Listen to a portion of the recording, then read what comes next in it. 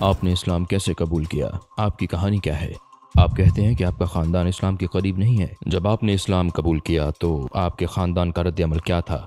کیا آپ سے کبھی ایسا سوال ہوا جس کا آپ جواب نہ دے سکے ہوں؟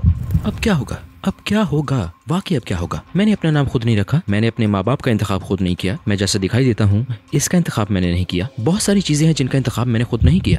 مجھے لگتا ہے کہ میں ڈپریشن میں ہوتا، شاید میں پاگل خانے میں ہوتا۔ کیا کوئی ایسا موقع بھی آیا جب آپ دعوت دیتے تھک گئے اور چھوڑنے کا سوچا ہو؟ استنبول میں آپ کا استقبال ہے۔ علی دعویٰ کون ہے؟ علی دعویٰ کون ہے؟ یہ بہت اچھا تھا، براہ کرم اسے جاری رکھیں۔ جب میں بات کر رہا ہوں کیا آپ اسے بیک گراؤنڈ میں رکھ سکتے ہیں؟ علی دعویٰ کون ہے؟ کیا یہ آپ کا اصل نام ہے؟ نہیں، علی دعویٰ میرا اصل نام نہیں ہے۔ میرا اصل نام ہے ایردی، سونا ایردی، خاتمہ۔ لیکن بہت سے لوگوں کے لیے اس کا تلفظ کرنا مشکل ہوتا ہے، تو میں نے کہا یہ آسان ہے، علی۔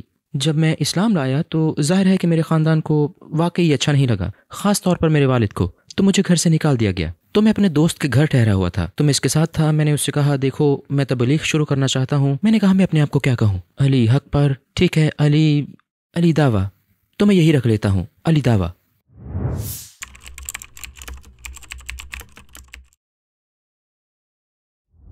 لوگ آپ کو ایک سخت مزاج شخص سمجھتے ہیں۔ آپ اتنے غصیلے کیوں ہیں؟ کیا آپ مسکرا سکتے ہیں؟ جیسا کہ آپ دیکھ سکتے ہیں میں مسکراتا ہوں، حقیقت میں اکثر ہنستا ہوں۔ میں بہت خوش مزاج ہوں، مجھے مزہ بہت پسند ہے، مجھے باتیں کرنا پسند ہے۔ تو آپ اتنے غصیلے کیوں لگتے ہیں؟ آپ کو معلوم ہے یہ کیا ہے؟ اس کا دار و مدار اس پر ہے کہ میں کس پر غصہ ہوں۔ اور مجھے لگتا ہے جو ویڈیوز آپ دیکھتے ہیں میرے خیال میں یہ الگورتھم کا مسئلہ ہے، میرا نہیں، کیونکہ میری ویڈیوز تو مختلف قسم کی ہیں، لیکن مجھے لگتا ہے کہ الگورتھم غلط قسم کی ویڈیوز کا انتخاب کرتا ہے اور غلط ویڈیوز تجویز کر رہا ہے، تاکہ مثال کے طور پر جب ہم اسپیکرز کارنر پر جاتے ہیں تو اسپیکرز کارنر کا ایک الگ ماحول ہوتا ہے جو بالکل مختلف ماحول ہے۔ یہ ایک طرح سے فکری میدان جنگ ہونے کی مانند ہے۔ تو آپ یہاں ہیں اور وہاں کے حالات مختلف ہیں، تو جو کچھ ہو رہا ہوتا ہے کبھی آپ اسے اپنے ساتھ لے جاتے ہیں، کیونکہ میں پچھلے 9 سال سے ہر اتوار کو یہ کام کر رہا ہوں۔ ہر اتوار اگر میں سفر نہ کر رہا ہوں میں وہاں ہوں، تو یہ میرا معمول ہوتا ہے، کیونکہ میں اسے دعویٰ جم کہتا ہوں۔ یہ وہ جگہ ہے جہاں آپ تربیت کرتے ہیں، بات چیت کرتے ہیں۔ کیا ہوتا ہے کہ بعض اوقات میں اسی طرز عمل کو اپنے ساتھ گھر لے جاتا ہوں۔ تو جب میں گھر جاتا ہوں اور اگر میں اور میری بیوی کسی بحث میں پڑ جائیں اور پھر میں کہتا ہوں ٹھیک ہے ایک سیکنڈ ٹھہرو، آپ کی اس دلیل کی بنیاد اور اصل کیا ہے؟ اور وہ کہتی ہے سنو آج تم اسپیکرز کارنر پر نہیں ہو، ہاں اس سب کو وہیں چھوڑ دو، کیونکہ ایسا ہے جیسے میں ایک ملحد سے بات کر رہا ہوں۔ جیسے آپ کی بنیاد کیا ہے، آپ کی دلیل کیا ہے؟ دلیل میں مغالطہ ہے، وہ سوچتی ہے تم کیا بات کر رہے ہو، ہوش و حواس میں واپس آ جاؤ۔ آپ شاپنگ پر جانا چاہتی ہو، آپ کی دلیل کیا ہے؟ بالکل، آپ کی دلیل کیا ہے؟ تو یہ ہے کہ آپ اسے ساتھ لے جاتے ہیں، تو بعض اوقات آپ کو ایسا کرنا پڑتا ہے کہ ایک سیکنڈ رک جاؤ، ٹھیک ہے میں اس وقت گھر میں ہوں، آرام سے۔ تو ایسا ہوتا ہے۔ آپ دراصل ترکی سے ہیں، درست؟ بالکل، میں کیسری سے ہوں۔ لیکن آپ انگلینڈ میں رہتے ہیں۔ بالکل۔ تو میں آپ سے ایک سوال پوچھوں گا اور معلوم کروں گا کہ کیا آپ انگریزی کلچر میں رہتے ہیں یا آپ انگلش کلچر کے عادی ہو گئے ہیں۔ کیا آپ تیار ہیں؟ چائے یا کافی؟ کوئی نہیں۔ دوسرا سوال، ناشتے کے بارے میں، کارن فلیکس یا پاسترما؟ جانے دو، یہ میری توہین ہے، میں کیسری سے ہوں، یقیناً پاسترما اور سجوک۔ تو کیا آپ انگریزی کلچر کے عادی نہیں ہیں؟ کیونکہ مجھے میرا پاسترما بہت پسند ہے۔ ٹھیک ہے بھائی، آپ نے اسلام کیسے قبول کیا؟ آپ کی کہانی کیا ہے؟ میری کہانی یہ ہے کہ جب میں چھوٹا تھا تو میں لندن میں رہتا تھا، میں ساری زندگی لندن میں رہا ہوں۔ جب میں تقریباً 15-16 سال کا تھا میں گینگز میں شامل ہو گیا، مجھے بندوقوں کا بہت جنون تھا۔ میرے خیال میں کرتل وادسی ان میں سے ایک تھا، کیونکہ میں اسے دیکھتا تھا اور میں جانتا ہوں کہ یہ کتنا مقبول تھا۔ تو یہ ساری مافیا والی ذہنیت، اور لندن میں ہمارا اصل مافیا تھا جیسے ترک کرد جیسے وہ موجود ہیں۔ کیا آپ اپنے ساتھ ابھی بھی کچھ رکھتے ہیں؟ میرا مطلب ہے آج مجھے لگا کہ کہیں آپ خوف زدہ نہ ہو جائیں، اس لیے میں گھر پہ چھوڑ آیا، لیکن اگلی بار اپنی AK-47 ساتھ لاؤں گا۔ میں مذاق کر رہا ہوں۔ تو بات یہ ہے کہ میں بالکل جنونی قسم کا تھا، تو میں احمقانہ باتیں کیا کرتا تھا۔ پھر میرے والد مجھے لندن سے باہر لے گئے۔ جب میں لندن سے باہر چلا گیا تو میں لندن میں گینگز، لڑائی اور اس طرح کی چیزوں میں شامل رہتا تھا، لیکن جب میں وہاں گیا ماحول بدل گیا، تو گنڈوں کا سارا حرام طرز زندگی ختم ہو گیا۔ پھر دوسرا حرام طرز زندگی شروع ہو گیا، جیسے کلبوں میں جانا اور اس طرح کی دوسری چیزیں شروع ہو گئیں۔ اور میں سوچتا تھا ٹھیک ہے میں اپنی زندگی گزار رہا تھا مادیت پرستی اور صرف اچھی سے اچھی زندگی گزارنے کی کوشش میں۔ اور پھر وہاں ایک بنگالی بھائی تھا، بنگلہ دیشی، وہ میرے پاس آیا اور وہ مذہبی نہیں تھا، اور اس نے مجھے کہا، یعنی وہ مجھے دعوت دینے لگا اور اس نے مجھ سے اسلام کے بارے میں بات کی۔ اس وقت تک آپ کا عقیدہ کیا تھا؟ میرا کوئی عقیدہ نہیں تھا، میں صرف کسی طاقت پر یقین رکھتا تھا کہ کوئی نہ کوئی بنانے والا ہے۔ پھر اس کے بعد اس نے مجھے ویڈیوز دکھائیں، ذاکر نائک، احمد دیدات، یوسف ایسس کی۔ وہ مجھے یہ ویڈیوز دکھاتا تھا اور مجھے یاد ہے کہ ایک دن وہ مجھے تراوی کے لیے لے گیا۔ میں نہیں جانتا تھا کہ یہ کیا ہے، اس نے صرف اتنا کہا ہاں آؤ۔ یہ ایک بہت مشکل آغاز تھا۔ یہ تو ہے، یہ ایک مشکل آغاز تھا، اور انہوں نے 8 نہیں بلکہ 20 پڑھی۔ وہ بار بار اٹھ کھڑے ہوتے، میں سوچتا تھا چلو شاید یہ آخری ہو، اور پھر بار بار مسلسل مجھے یہ اچھا نہیں لگا، مجھے بالکل سمجھ نہیں آ رہی تھی۔ تو ہاں، میں نے وہ پڑھی، اور پھر اس کے بعد اس نے مجھے ویڈیوز دکھائیں، اور مجھے یہ دلچسپ لگیں، کیونکہ ان دنوں میں خود سوچ رہا تھا، میں سوچنے کی کوشش کر رہا تھا کہ میرا مقصد کیا ہے، اگر میں مر جاؤں تو کیا ہوگا، اور میں بہت تجسس میں تھا۔ تو میں سوچتا تھا اگر میں مر گیا تو یہ بڑا دلچسپ ہوگا، جیسے بعد میں کیا ہوگا یا اس کے بعد کیا ہوگا۔ میں بہت متجسس تھا، لیکن میں سوچنے کی کوشش کر رہا تھا، کیونکہ مجھے سمجھ آ رہی تھی کہ میں حقیقت میں خوش نہیں ہوں۔ آپ کے پاس بہت زیادہ مادی سامان ہو سکتا ہے اور اس قسم کی تمام چیزیں، اور میں سوچ رہا تھا، جانتے ہو، میں اپنی جرابوں کو دیکھ رہا تھا، جرابوں کو میں سوچ رہا تھا، اور میں جانتا ہوں کہ یہ کچھ عجیب ہے، لیکن میں اپنی جرابوں کو دیکھ رہا تھا، اور میں نے کہا ان جرابوں کا ایک مقصد ہے، ان جرابوں کا ایک ڈیزائن ہے، اور ان جرابوں کا ایک ڈیزائن کرنے والا ہے، کوئی ایسا شخص ہے جس نے انہیں بنایا ہے کہ جرابوں کا تو کوئی مقصد ہو اور میرا کوئی مقصد نہ ہو۔ کیا آپ تصور کر سکتے ہیں، میری جرابیں میرے پاؤں کے لیے بنی ہیں۔ میں سوچ رہا تھا دیکھو کچھ تو ضرور ہونا چاہیے، اس سے کچھ بڑا ہونا چاہیے۔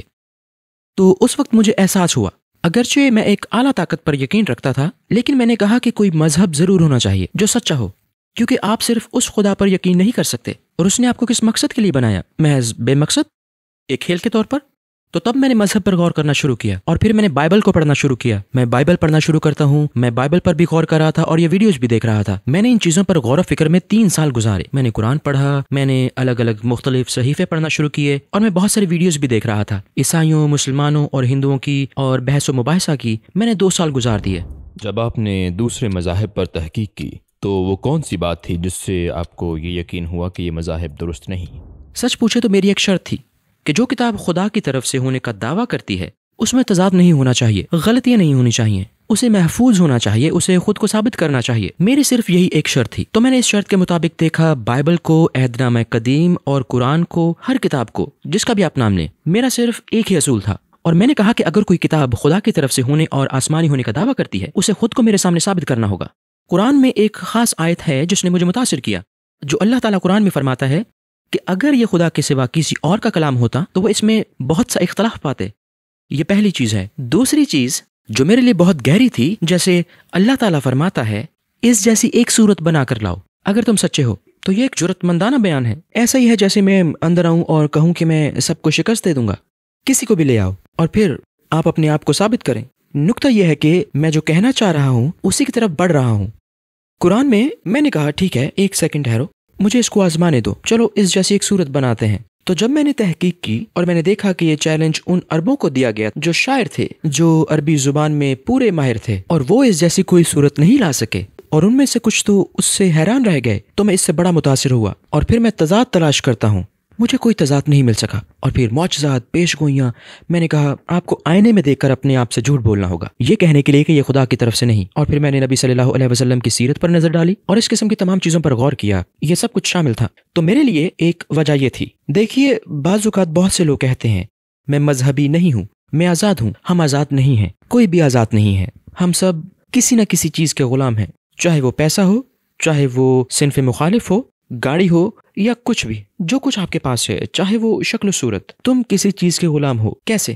میں نے اپنا نام خود نہیں رکھا، میں نے اپنے ماں باپ کا انتخاب خود نہیں کیا، میں کیسا دکھائی دیتا ہوں اس کا انتخاب میں نے نہیں کیا، بہت سی چیزیں ہیں جن کا انتخاب میں نے نہیں کیا، میں آزاد کیسے ہو سکتا ہوں؟ تب مجھے خود احساس ہوا، اسلام سے پہلے میں کلبوں میں جایا کرتا تھا، ہاں، اور جب میں کلبوں میں جانے کا عادی تھا، میں ایک سیاہ جمپر پہنتا تھا، اور مجھے یقین تھا کہ میں اس میں بہت خوبصورت لگ رہا ہوں، لیکن اس جمپر میں مجھے بہت بے چینی محسوس ہوتی تھی، مجھے خارش ہوتی، جانتے ہو یہ ایک بہت کھردرا مواد، لیکن میں پھر بھی اسے پہنتا۔ کیوں؟ کیونکہ میں اس میں اچھا لگتا۔ اب جو سوال میں خود سے پوچھتا ہوں وہ یہ ہے کہ کیا یہ جمپر میرا آقا ہے؟ یہ میرا آقا ہے، یہ جانتے ہوئے بھی کہ یہ غیر آرام دہ ہے، مجھے اس سے نفرت ہے، لیکن میں اس میں اچھا لگتا ہوں۔ میں نے کہا میں سب سے بڑا غلام ہوں، کیونکہ میرا آقا یہ ہے، یہ جمپر میرا مالک ہے، بالکل ان لڑکیوں کی طرح جو اونچی ایڑیاں پہنتی ہیں اور ان کے پاؤں سے خون بہ رہا ہوتا ہے، وہ اسے کیوں پہنتی ہیں؟ کیونکہ اس میں اچھی لگتی ہیں۔ یہ تمہارا آقا ہے، وہ پیسہ جس کے لیے میں کام کرتا ہوں وہ میرا دوسرا آقا ہے، مخالف جنس لڑکیاں وہ میرا تیسرا آقا ہے، اور میں نے اپنے آپ سے کہا یہ سب میرے آقا ہیں اور میں ان سب کا غلام ہوں۔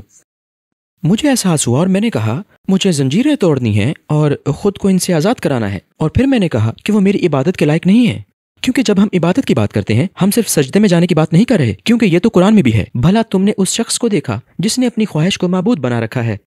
تو جب ہم عبادت کی بات کرتے ہیں تو لوگ سمجھتے ہیں، جانتے ہو जब हम कहते हैं ओह तुम पैसे की पूजा करते हो, वो समझते हैं कि हम पैसे लेते हैं और उसके आगे झुक जाते हैं। नहीं, हम ऐसा नहीं करते। और अगर वो पैसा आपकी जिंदगी और सब कुछ है तो यही आपका इलाह है, आपका खुदा है। तो मैंने महसूस किया और कहा मुझे इन जंजीरों को तोड़ना और गुलाम बनना है। क्या हमें उस अल्लाह का गुलाम नहीं बनना चाहिए जो इसका मुस्तहिक है?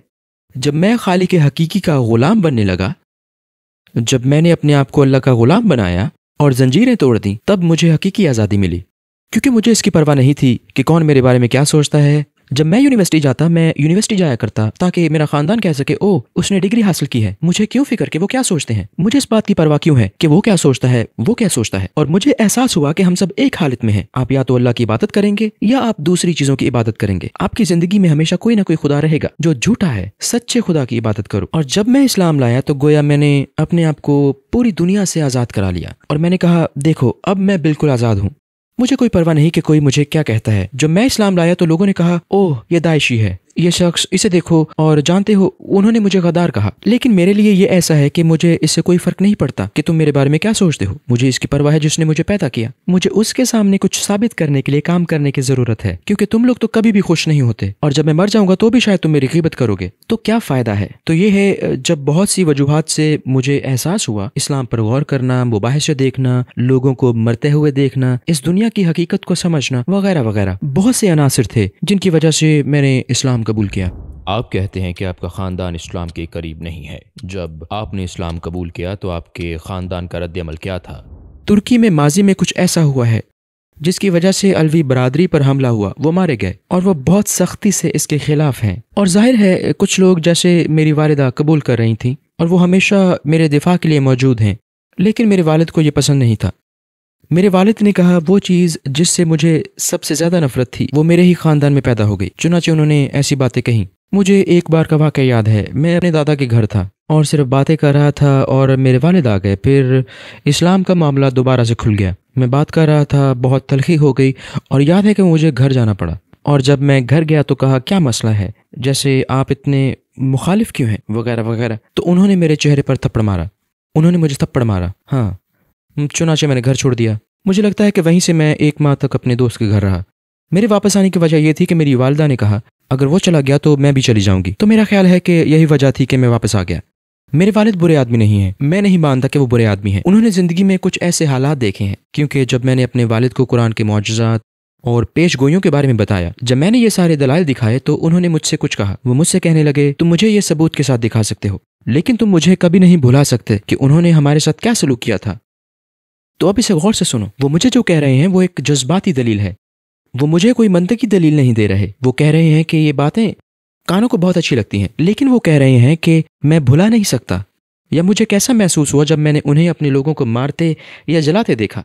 अब इसका मदार मुझ पर है, मैं इसका जवाब कैसे दूं? मैं इसके मुतालिक क्या कहूं? मैं इस पर कुछ नहीं कह सकता, बिल्कुल सिफर। वाहिद तरीका जो मुझे तबलीग की बेहतर शक्ल मालूम हुई, जो मैं अपने वालिदैन के साथ कर सकता था, वो मेरा अमल था। नीज इसलिए नहीं कि आपके अंदर इस्लाम देखने का मौका मिले। और जाहिर है इससे पहले मैं अपनी वालिदा के साथ कैसे पेश आता था, अब मैं कैसा हूँ, मेरी वालिदा जानती हैं। मेरी वालिदा देखती हैं कि मेरा उनके साथ जो बर्ताव पहले था अब बिल्कुल बदल चुका है। इसलिए मैंने सिर्फ इस्लाम को बेहतरीन अंदाज में पेश करने की कोशिश की। अब मेरे वालिद कभी कभी जैसे वो टीवी चलाते हैं और वो कहते हैं बिन लादेन, वो कहते हैं आओ तुम्हारा दोस्त टीवी पर आया है, और वो मुझे यही कहते हैं, तो वो इस तरह की बातें करते हैं। या फिर वो मुझे मिस्टर हाजी कहते हैं। तो बात यह है कि बाज़ औक़ात जब वो कहते हैं मैं तो हंस देता हूँ, या कभी मैं ऐसे करता हूँ अगर वो गुस्से में हो तो मैं इनका बोसा ले लेता हूँ। वो लोग जो अपनी ज़िंदगी में बाद में इस्लाम कबूल करते हैं, उन्हें बाज़ औक़ात कुछ मुश्किलात भी पेश आ सकती हैं, ख़ास तौर पर उनकी पुरानी आदत के हवाले से, जैसे डेटिंग, शराब नोशी। उन्हें नमाज रोज़े की आदत डालने में भी दिक्कत पेश आ सकती है। उन मसाइल के हवाले से आपके लिए बड़ा चैलेंज क्या था?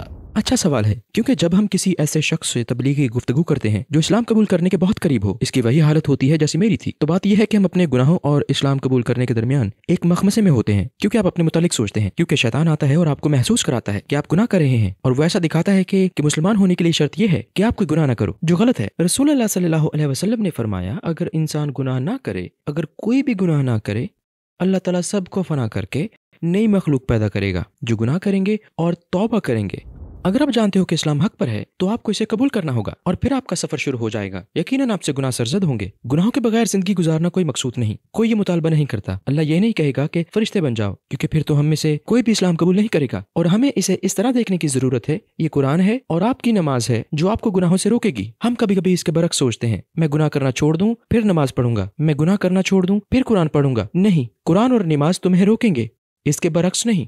तो ये एक गलत फहमी है जो हमें पाई जाती है। रफ्ता रफ्ता अल्लाह का कुर्ब हासिल करें। कुछ चीजें ऐसी हैं जिनको छोड़ते छोड़ते मुझे 4-5 साल लग गए। नुक्ता यह है कि आप हर वक्त अपनी पूरी कोशिश जारी रखें। किस आदत को छोड़ना सबसे मुश्किल था, शराब पीना या डेटिंग करना? नहीं, जहां तक शराब की बात है तो मैंने अपनी जिंदगी में कभी तंबाकू नोशी नहीं की, मैंने कभी नशा नहीं किया, कभी नहीं। मुझे ये पसंद ही नहीं था और मैं कोई ऐसा शख्स नहीं था जो किसी के दबाव से मुतासिर हो जाता। मेरे तमाम दोस्त ये कर रहे हैं, चलो मैं भी कर लूं, मैं ऐसा कभी नहीं था। लेकिन मुझे लगता है कि ये डेटिंग थी। मेरे ख्याल में ये जिनसी मुखालिफ थी जो बड़ी रुकावटों में से एक थी। आप जानते हैं जब आप इस तरह से जिंदगी से आते हैं, ये मुश्किल तरीन चीजों में से एक होती है। और मुझे याद है बहुत खौफजदा होना और बहुत ज्यादा शर्मसारी महसूस करना, जैसे कि ऐ अल्लाह बराह करम मुझे इससे बचा लें। क्या आपने किसी वक्त महसूस किया कि अल्लाह ताला की तरफ से आपके साथ कुछ मुनफरिद वाक़या पेश आया हो? मुझे याद है कि एक बार ऐसा हुआ। मुझे लगता है कि मैं इस्लाम के लिए आया था, मैं अभी बिल्कुल नया था और मुझे लगता है कि मैं किसी से बात कर रहा था, लेकिन मुझे उससे नफरत थी। एक बात जो मुझे याद है वो रोना है। मैंने रोना शुरू कर दिया। मैंने कहा मुझे इससे नफरत है, जैसे बराह करम मैं खुद को नहीं बचा सकता, मेहरबानी फरमाकर मेरी मदद करें। वो अल्लाह। मुझे याद है कि मैंने दुआ की और गोया किसी ने मुझे सुला दिया और मैं तबलीग में बेदार हुआ। मुझे ऐसा ही महसूस होता है, मुझे लगता है जैसे किसी ने अभी कहा ठीक है सो जाओ। जब मैं बेदार हुआ मुझे सिर्फ इतना याद है कि 1.5 साल बाद मैं तबलीग कर रहा था और फिर मुझे याद आया, मुझे ये बात याद आई, मैं कोशिश कर रहा था लेकिन गोया जैसे किसी ने मुझे जबरदस्ती सुला दिया और मुझे नहीं मालूम, मैं सिर्फ तबलीग में बेदार हुआ। मुझे नहीं मालूम कि सब कुछ इतनी जल्दी कैसे हुआ। इससे मुझे वो याद आता है जो अल्लाह ताला कुरान में फरमाता है, अगर तुम मुझसे डरते हो मैं तुम्हें ऐसी जगह से निकलने का रास्ता दूंगा जिसका तुमने कभी तसव्वुर भी नहीं किया होगा। और मैं हैरान रह गया, वाह ये हैरत अंगेज था, ये ऐसे था, ये बहुत अजीब था। जहां मेरे ख्याल में मैं इस तरह सोच रहा था और मैं दोबारा गुनाह में गिरने जा रहा हूँ और मैं इससे नफरत करता हूँ और मैं अपने बारे में बहुत बुरा महसूस कर रहा था। बस हादसाती तौर पर हालात बनते चले गए और मैं तबलीग की तरफ आ गया और चीजें इतनी तेजी से हुई कि मेरी तवज्जो तबलीग पर इस कदर मरकूज हो गई कि मैं इसे भूल गया, जैसे ये बहुत दूर चला गया और मुझे इससे बहुत हैरत हुई। आपके ख्याल में अगर आप इस्लाम कबूल ना करते तो इस वक्त कहाँ होते? ये एक बहुत अच्छा सवाल है। मैं 1 माह पहले ही खुद से ये सवाल पूछ रहा था। मैं सोच रहा था शायद मैं सिर्फ क्लबिंग जारी रखता। मैंने सोचा कैसी बुरी जिंदगी होती। क्या आप तसव्वुर कर सकते हैं कि कितनी बेजार कुन, बेजान, बेमकसद आप बार बार वही काम दोहराते रहते हैं और इससे क्या होता है कि आप दूसरी चीजों को तलाश करना चाहते हैं। बात यह है कि आप रुकते नहीं है। और मैं सोच रहा था कि मैं इंतहाई खौफनाक जगह होता। मुझे लगता है कि मैं अफसुर्दा खौफनाक हालत में होता, कोई मकसद नहीं। सच में इस बारे में सोचकर ही परेशान हो रहा था। ओ मेरे खुदा, नहीं मैं कहाँ होता जिसके बारे में सोच ही मुझे परेशान कर देती है। क्योंकि जब आप अपने मकसद को ना पहचानते हो और जब आपको दुनिया मिल जाए, आप उस मुकाम पर पहुंच जाते हैं जहां आप खाली होते हैं, आपको सब कुछ मिल जाता है। अब क्या होगा? वाकई अब क्या होगा? ये वो जगह है जहां खुदकुशी, ज़हनी दबाव। मुझे लगता है कि मैं डिप्रेशन में होता, शायद मैं पागलखाने में होता। आपने यूट्यूब चैनल शुरू करने का फैसला क्यों और कैसे किया? मैं यूट्यूब चैनल शुरू नहीं करना चाहता था। मैं स्पीकर्स कॉर्नर पर सिर्फ तबलीग के लिए गया था और एक दोस्त था जिसके साथ मैं काम करता था। उसने मुझसे कहा एक चैनल शुरू करो। मैंने कहा नहीं, मैं कैमरे से शर्माता हूँ, मुझे इस किस्म की चीजें पसंद नहीं है। मैंने कहा मुझे खुशी है कि मैं सिर्फ अपना काम कर रहा हूँ। उसने कहा नहीं नहीं शुरू करो। वो मुझे समझाता रहा, नहीं ये अच्छा है, तुम ये करो। मेरे चैनल पर मेरी पहली 2 वीडियोज अगर आप पीछे जाएं, ये बहुत गैर पेशावराना तौर पर फोन पर रिकॉर्ड की गई थी। हाँ बस बना दी और फिर बहुत सारे लोगों को फायदा हुआ और मैंने सोचा ठीक है। और फिर मैंने एक कैमरे के लिए फंड इकट्ठा किया। ये वो काम है जिसका मेरा इरादा नहीं था। क्या आप कोई ऐसा वाकया बता सकते हैं जिसने आपको इंटरव्यूज के दौरान सबसे ज्यादा मुतासिर किया हो? जहाँ कुछ बहुत दिलचस्प हुआ हो। जॉन फाउंटेन नामी एक भाई है, वो अल्हम्दुलिल्लाह मुसलमान है। मैं तब नया था। हुआ ये कि मैं एक दोस्त के घर उनके साथ था। हम तबलीग के लिए किसी जगह जाने लगे थे तो मैं और वो रवाना हो जाते हैं। हम ट्रेन में ऐसे ही बैठे थे। उन्होंने कहा चलो दुआ करते हैं और फिर उन्होंने दुआ शुरू की तो मैं सुन रहा हूँ और आमीन कह रहा हूँ, ए अल्लाह फजल फरमा और हमारी तबलीग के नतीजे में 3 बजे तक किसी को इस्लाम की तौफीक बख्श दे। और अपने जहन में मैं सोच रहा हूँ कि ये आदमी बहुत खास है। मैंने कहा ठीक है आमीन। और फिर मैं ये भूल गया कि मैंने कहा ठीक है। तो हमने दावत देने का सिलसिला जारी रखा। हमने 2 लोगों को किताबचे दिए, शायद एक खातून और एक आदमी था। उनके पास बैग थे, वो शॉपिंग कर रहे होंगे। आमतौर पर जिन लोगों के पास बैग होते हैं वो सर्दी की वजह से नहीं रुकते। उनके पास बैग थे। मजहब आखिरी चीज होती है जिसके बारे में आप बात करना चाहते हैं। वो ऐसे आए जैसे कोई तयशुदा मुलाकात हो। वो बिल्कुल मेरे सामने आए और रुक गए। اپنے بیگ رکھ دیے اور سوال پوچھنے لگے، اور وہ مجھ میں بہت دلچسپی لے رہے تھے۔ ہم اس پر یقین رکھتے ہیں۔ تھوڑی دیر کے لیے تو میں حیران رہ گیا، دلچسپ۔ اور پھر انہوں نے کلمہ شہادت پڑھ لیا۔ میں نے اس کے بارے میں سوچا بھی نہیں تھا، اور پھر میں نے کہا جان کو کہو کہ اندر آئے اور تصویریں وغیرہ کھینچ لے۔ میں نے بتایا کہ انہوں نے کلمہ شہادت پڑھ لیا، اور جان کی حالت قابل دید تھی۔ علی علی یہ کیا ہے اسکول کے دور کی طرح؟ اور میں نے کہا تمہارے اندر جن آ گیا ہے کیا؟ چلا کیوں رہے ہو؟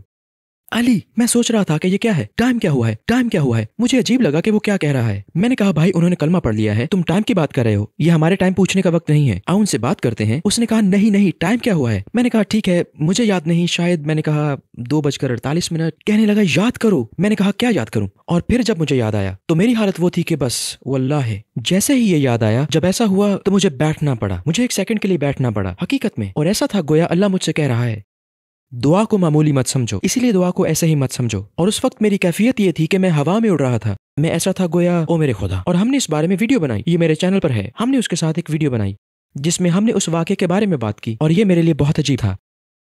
اس واقعے نے مجھے بہت بڑا سبق سکھایا۔ اس نے مجھے سکھایا کیونکہ بحیثیت انسان ہم وہ سب کچھ کرتے ہیں جو ہم چاہتے ہیں۔ مثال کے طور پر آپ شادی کرنا چاہتے ہیں، آپ ہر وہ کام کرتے ہیں جو شادی کے لیے کیا جا سکے، یہاں وہاں ادھر ادھر حرام میں مبتلا ہو جاتے ہیں، اور پھر جب کچھ کام نہیں آتا پھر ہم دعا کرتے ہیں، ہم سب کچھ کر لیتے ہیں اور پھر سوچتے ہیں اب کیا کریں، ٹھیک ہے چلو اب دعا کرتے ہیں۔ دعا پہلے نمبر پر ہونی چاہیے۔ تو اس نے مجھے ایک سبق سکھایا کہ دعا کتنی طاقتور ہے، اور میں سمجھتا ہوں کہ رسول اللہ صلی اللہ علیہ وسلم نے فرمایا کہ ایک طاقتور چیز جس پر ہم یقین رکھتے ہیں وہ دعا ہے۔ تو ہاں یہ میرے لیے بہت بہت گہری بات تھی۔ کبھی ایسا سوال موصول ہوا جس کا آپ جواب نہیں دے سکے؟ اگر ایسا ہوا ہے تو آپ نے کیا کہا؟ ہاں میرے ساتھ بہت بار ایسا ہوتا ہے، مجھے دوسری چیزوں سے متعلق سوال ملتے ہیں جن کا میں جواب نہیں دے سکتا، لیکن اللہ قرآن میں فرماتا ہے اگر تم نہیں جانتے تو جاننے والوں سے پوچھو۔ تو میں اپنے سینئر سے پوچھ لیتا ہوں اور میں کہوں گا دیکھو مجھے جو اس میدان کے لوگ ہیں ان سے ملنے دو۔ سادہ سا سوال یہ ہے کہ کیا آپ اس کا جواب دے سکتے ہیں؟ میرے خیال میں مجھے نہیں معلوم یہ کہنا بھی مذہب کا حصہ ہے۔ دیکھیں آپ ہر چیز کے بارے میں نہیں کہہ سکتے کہ میں جانتا ہوں، یہ حقیقت میں برا ہے۔ دیکھو سوچو، آپ لفٹ میں ہیں اور آپ نے دیکھا کہ ایک نوجوان جو نماز نہیں پڑھتا، آپ چاہتے ہیں کہ وہ نماز پڑھنا شروع کر دے، آپ کے پاس صرف ایک موقع ہے، آپ اس سے کیا کہیں گے؟ میں ذاتی طور پر اس سے کہوں گا کہ دیکھو اگر میں کروڑ پتی ہوں اور میں تمہیں ایک کوٹھی دوں، کاریں دوں، ہر ہفتے خرچ کے لیے آپ کو 10,000 پاؤنڈ دوں، ہاں کیا آپ میرا شکریہ ادا کرو گے؟ بالکل۔ جب میں آپ کے سامنے آؤں گا آپ کیا کریں گے؟ آپ کا میرے ساتھ رویہ، آپ محتاط رہیں گے کہ آپ کس لہجے میں بات کرتے ہیں، جی جناب وغیرہ، آپ ایسا کیوں کریں گے؟ کیونکہ آپ نے مجھے تحفے دیے۔ میں تمہیں چیزیں دوں گا اور تم اس کے لیے شکر گزار ہوگے، ہاں؟ اور میں کہوں گا اللہ تعالیٰ کے معاملے میں بھی یہی بات لاگو ہوتی ہے کیونکہ اللہ آپ کو بہت کچھ دیتا ہے اور مزید دینے کا وعدہ کرتا ہے۔ تو اگر میرے شکر گزار ہوں گے کہ میں نے گھر اور سب چیزیں آپ کو دیں، اگر میں آپ سے کہوں کہ کیا آپ مجھے دن میں 5 بار کال کر سکتے ہیں، کیا آپ مجھے دن میں 5 بار کال کریں گے یا 20 بار فون کریں گے؟ بالکل۔ تم جتنی بار کر سکے مجھے کال کرو گے۔ اللہ ایسا نہیں چاہتا۔ بات یہ ہے کہ جن چیزوں کے لیے آپ شکر گزار ہیں، اگر ہم اس پر غور کریں کہ اللہ کون ہے اور وہ ہمیں کیا کچھ عطا کرتا ہے، وہ دن میں صرف 5 بار بلاتا ہے، وہ آپ سے 24 گھنٹے بھی مانگ سکتا ہے کیونکہ وہ اس کا مستحق ہے۔ وہ 24 گھنٹے بھی نہیں چاہتا، وہ کہتا ہے ایک دن میں 5 وقت نماز پڑھو۔ اسی لیے میں ذاتی طور پر کہوں گا، کیا کوئی ایسا مرحلہ آیا جب آپ دعوت دیتے تھک گئے ہو اور چھوڑنے کا سوچا ہو؟ تقریباً 2 سال پہلے، 2.5 سال پہلے میں بہت مشکلات سے گزر رہا تھا، اور یہاں تک کہ میرے ارادے، میں در حقیقت اپنی نیت پر سوال اٹھا رہا تھا۔ میں پوچھ رہا تھا میں ایسا کیوں کر رہا ہوں؟ کیا تم یہ اللہ کے لیے کر رہے ہو؟ میں جانتا ہوں کہ ایسا نہیں ہے، میں کیا کر رہا ہوں؟ میں ایسے مقام پر پہنچ گیا جہاں میں سمجھ نہیں سکتا تھا، میں نہیں جانتا۔ یہاں تک کہ اگر آپ مجھ سے یہ سوال پوچھیں کہ کیا آپ یہ تبلیغ اللہ کے لیے کر رہے ہیں، میں انشاءاللہ کہوں گا میں نہیں جانتا، کیونکہ آپ کی نیت ایک بہت وسیع دائرہ ہے، جہاں بعض علماء جنہوں نے بڑی بڑی کوششیں کی کہنے لگے کہ ہم نے یہ بغیر نیت کے کیا، آج یہ میرے حق میں ہے، کل یہی میرے خلاف ہوگا۔ تو میری نیت ایک ایسا نقطہ تھا جہاں میں نے کہا کہ میں دعوت کو چھوڑ رہا ہوں کیونکہ میں جاری نہیں رکھ سکتا، کیونکہ ہم جہنم کی آگ میں داخل ہونے والے پہلے 3 لوگوں میں سے ایک کے بارے میں جانتے ہیں۔ آپ کو یہ حدیث معلوم ہے؟ جہنم میں جانے والے پہلے 3 لوگ جو مسلمان ہیں، قرآن کا قاری، صدقہ دینے والا، جہاد کرنے والا۔ اللہ ان سے پوچھتا ہے تم نے کیا کیا؟ وہ کہتا ہے کہ میں قرآن پڑھاتا تھا۔ اللہ تعالیٰ فرمائیں گے نہیں، تم نے نہیں پڑھایا، تم نے یہ سب اس لیے کیا کہ لوگ کہیں گے تم بڑے علم والے انسان ہو۔ اللہ تعالیٰ فرمائیں گے اسے جہنم میں لے جاؤ۔ دوسرا شخص، اللہ تعالیٰ فرمائیں گے تم نے میری رضا کے لیے کیا کیا؟ وہ کہے گا اے اللہ میں نے آپ کی راہ میں زکوٰۃ اور صدقات دیے۔ اللہ تعالیٰ فرمائے گا تم جھوٹ کہہ رہے ہو، تم نے یہ میرے لیے نہیں کیا، یہ بہت سخی انسان ہے، یہ سب کی مدد کرتا ہے، جہنم کی آگ۔ تیسرا وہ ہے جس نے جہاد کیا، اور اللہ پوچھے گا تم نے کیا کیا؟ وہ کہے گا میں نے آپ کی رضا کے لیے جہاد کیا، تم جھوٹے ہو، تم نے اس لیے کیا تاکہ لوگ کہیں کہ میں بہادر آدمی ہوں۔ یہ تینوں جہنم میں جائیں گے۔ یہ میرے لیے بہت خوفناک ہے۔ तो अल्लाह के सामने खड़े होने का तसव्वुर करें, अल्लाह सवाल करता है तुमने क्या किया? मैंने इस्लाम की दावत दी। वो कहता है कि तुम झूठे हो, तुमने ये शोहरत के लिए किया, तुमने ये फला फला मकसद के लिए किया। तो ये मेरे लिए बहुत खौफनाक था। क्या आप उस अरसे में रुक गए थे? मैं सोच रहा था। मैंने अपने उस्ताद से बात की और उन्होंने कहा ऐसा ना करो, ये शैतान है। उन्होंने कहा आप अल्लाह की रजा की खातिर शुरू किए गए काम को छोड़ नहीं सकते, ऐसे काम की वजह से जो इसकी रजा के लिए ना हो। मुझे ये करना था। मैं इस नतीजा पर पहुंचा जिसने मेरी मदद की, जो कि दर्ज झैल है। मैंने कहा अगर मैं अल्लाह के सामने खड़ा हूँ, अगर अल्लाह कहे कि तुमने मेरे लिए क्या किया, तो मैं अपनी दावत का जिक्र नहीं करूंगा। मैं नहीं कहूंगा दावा, बल्कि मैं कहूंगा ए अल्लाह मेरे जाती अमाल जो मैं करता रहा वो आपके इल्म में है, बस मैंने यही कुछ किया है, क्योंकि ये मेरे और आपके दरमियान है। जब मैंने ये किया तो कोई नहीं था, बस मैं यही आपके पास लाया हूँ। अगर अल्लाह मेरी दावत का जिक्र करे तो अच्छा है, ना करे तो कोई बात नहीं। मैं इस अमल पर भरोसा नहीं कर रहा और ये मुझे मजीद जाती अमाल करने पर उभारता है, तो ये अच्छा है। तो अब मैं जानता हूँ कि मैं इस दावत पर भरोसा नहीं कर रहा। अगर कबूल हो जाए तो कोई हर्ज नहीं, कबूल ना हो तो भी कोई बात नहीं। इस चीज ने मुझे आगे बढ़ने में मदद की। आप ऊबर ड्राइवर के तौर पर काम करते हैं, क्या आप हमें अपने साथ पेश आने वाले दिलचस्प वाक़े के बारे में बता सकते हैं? मैंने हाल ही में ऊबर चलाना छोड़ दिया। मेरा लाइसेंस खत्म हो गया। मैं इसकी तजदीद कराना चाहता था लेकिन मैं नहीं करा सका, शायद यही अल्लाह की मर्जी है। लेकिन एक दिलचस्प वाक़या पेश आया। मुझे याद है कि ये रात का वक्त था, मेरे ख्याल में ये आखिरी काम था जो पूरा हो गया और मैं घर जाने वाला था। तो मैं जा रहा था कि वहाँ ये औरत होती है और मैं इसका इंतजार कर रहा था। मैं खड़ा था, मैंने कहा मैं यही हूँ, आप कहाँ हैं? वो कहती है ओह मैं फंस गई हूँ। मैंने कहा कहाँ फंस गई? मैं नहीं जानता कि आप किस बारे में बात कर रही हैं। वो कहती है मैं फंस गई, यहाँ ये गेट वगैरह हैं। और मैंने कहा मैं नहीं जानता, आप कहाँ हैं? और मैं अंदर जा रहा था और मैंने उसे देखा और वहाँ ये गेट थे और वो फंसी हुई थी और वो एक नौजवान लड़की थी। उसने कहा कि आप मेरी मदद कर सकते हो? मैंने कहा मुझे नहीं लगता कि मैं आपकी मदद कर सकता हूँ क्योंकि मुझे अपनी मदद की जरूरत है। तो उसने कहा मुझे जाना है, मैं फंस गई हूँ। मैंने कहा बटन तलाश करो, मुमकिन है यहाँ बटन हो।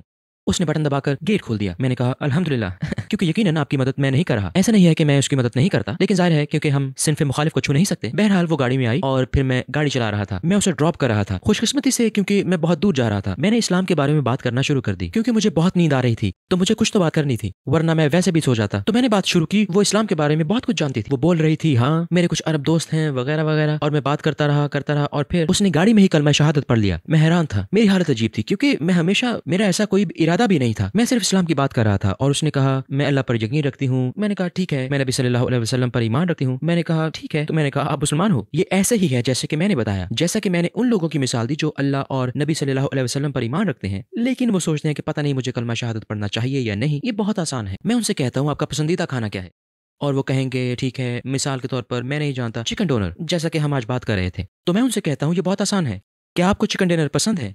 जी हाँ। मेरे साथ दोहराओ, मुझे चिकन डिनर पसंद है। कलमा शहादत भी बिल्कुल ऐसे ही है, इस तनाजुर में कि आप यकीन रखते हैं और अपने दिल में जानते हैं कि आप चिकन डिनर को बहुत पसंद करते हैं। बस आपको इसे दोहराना है। तो आपके दिल में कलमा शहादत है, आप अल्लाह को मानते हैं, आप नबी सल्लल्लाहु अलैहि वसल्लम पर ईमान रखते हैं, बस जो पहले ही दिल से तस्लीम करते हो इसी को दोहरा दो। ये भी इतनी ही सादा बात है। मुझे दिल ही दिल में चॉकलेट पसंद है, मुझे सिर्फ इसका एतराफ करना है। शहादत यही है। लिहाजा अगर लोग सोचते हैं कि ये कोई बहुत बड़ी चीज है, जैसे एक सफेद रोशनी अंदर आने वाली है और वो उड़ना शुरू कर देंगे, तो हाँ, और मैंने ये चीज उसमें देखी और उसने कलमा शहादत पढ़ लिया और फिर मैंने कुछ बहनों से उसका राब्ता करा दिया। और हाँ, ये आखिरी चीज जो बहुत दिलचस्प थी, और उसने मुझे भी जगा दिया क्योंकि मेरी हालत ये थी कि मुझे बहुत नींद आ रही थी। एक दफ़ा का जिक्र है, आपने ऐलान किया आप अपनी शादी की दस्तावेज़ फ़िल्म जारी करेंगे, लेकिन आप ऐसा नहीं कर सके। कौन सा काम ज़्यादा मुश्किल है, शादी करना या शादी के बारे में कोई दस्तावेज़ी फ़िल्म बनाना? मेरा ख्याल है कि बहुत अरसे बाद मुझसे एक बेहतरीन सवाल पूछा गया है। मुझे अपनी हर वीडियो पर बहुत से कमेंट्स मिलते हैं, शादी की दस्तावेजी फिल्म कब आ रही है, कब आ रही है, कब आ रही है। ये सिर्फ 6 साल लेट है। उसकी वजह यह है कि मैंने जिंदगी के बहुत से सबक सीखे हैं, और ये कि दस्तावेजी फिल्म में मैं एक मुसलमान के तौर पर अपना तज्जिया बयान करूंगा जो हलाल काम करता है। मैं जिन मुश्किलात से गुजरा, मैं उनका रिकॉर्ड रख रहा हूँ। मुझे यकीन है कि जब शादी की बात आती है तो वो सब जिससे एक शख्स गुजरता है, मैं उन सब से नहीं गुजरूंगा। और अल्लाह ने मुझे तमाम मराहिल से गुजारा, मसलन दुरुस्त साथी की तलाश, सही खानदान की तलाश, खानदान ना कह रहा हो, या देखो आप हमारी सकाफत से नहीं हो, और एक मर्द के तौर पर रद्द कर दिया जाना। आपको फितने का सामना करना पड़ता है, आप इससे कैसे निपटेंगे, इन सब से मैं गुजरा। और आपको इसे जहन में रखना होगा, ये मुसलमान है, ये मुसलमान है जो मुसलमान को ना कहते हैं। तो ऐसा कोई मसला नहीं है, ठीक है? क्या वो नमाज पढ़ता है? नहीं, ये मसला नहीं है। मसला क्या है? वो हमारी सकाफत से नहीं है, और मुझे इसका बहुत सामना करना पड़ा। और रसूल अल्लाह सल्लल्लाहु अलैहि वसल्लम की एक हदीस है, आपने फरमाया कि अगर एक नेक आदमी है, और मैं ये नहीं कह रहा हूँ कि मैं नेक हूँ, मैं कह रहा हूँ कि कोई जो नमाज पढ़ता है, बुनियादी फराइज अदा करता है, और वो आपकी बेटी का हाथ मांगने आता है, अगर तुम ना कहोगे तो जमीन में फितना फैलेगा।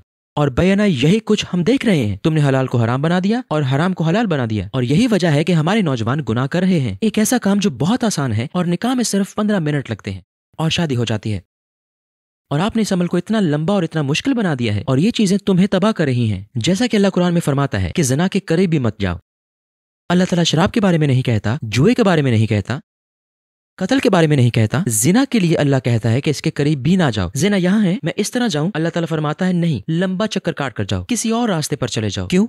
क्योंकि ये चीज यहाँ तबाह कर देती है। जैसा कि मैंने अपने कजन के बारे में कहा था जिसने खुदकुशी कर ली, एक लड़की का मामला था। निकाह का ये मसला तौहीद का मसला है। मैं अल्लाह पर भरोसा रखते हुए इन्हें दोबारा अल्लाह से जोड़ने की कोशिश कर रहा हूँ। यहाँ तक कि हमारी बहनें भी जब हिजाब उतारती हैं या इसे सजा सवा रही हैं, यहाँ मसला तवक्कुल है। आप जो कह रहे हैं वो बहुत आसान है और शैतान मुझे भी बहकाने की कोशिश करता है। जब आपको लगता है कि मामला आपके हाथ में नहीं है, लिहाजा जब कोई बहन अपने बाल दिखाती है या तंग कपड़े पहनने लगती है, मसला यहाँ तौहीद है। क्योंकि वो जो कह रही है वो दर्ज झैल है। दर हकीकत वो ये कह रही है कि मुझे नहीं लगता कि अल्लाह मेरे लिए किसी को ढूंढ सकता है, लिहाजा मैं मामलात को अपने हाथ में लेने जा रही हूँ। मैं अपना जिस्म दिखाने जा रही हूँ और मैं मखसूस तरीके से कपड़े पहनने जा रही हूँ ताकि मैं किसी को तलाश कर सकूं। क्या आप इसका तसव्वुर कर सकते हैं? जरा सोचिए। और भाइयों के साथ भी ऐसा ही होता है। भाई मिसाल के तौर पर वो मनशियात बेचते हैं क्योंकि मैंने शादी करनी है, मुझे सब कुछ फराहम करना है। मसलन क्या तुम उस पर भरोसा नहीं करते जिसने आसमान, जमीन और कायनात को पैदा किया है? क्या आपने वो वीडियो देखी है जिसमें हमारा सैयारा दिखाया गया है और सितारा दिखाया गया है और चांद और ये, क्या आपने देखी है? क्या आप इसका तसव्वुर कर सकते हैं कि जिसने ये सब कुछ बनाया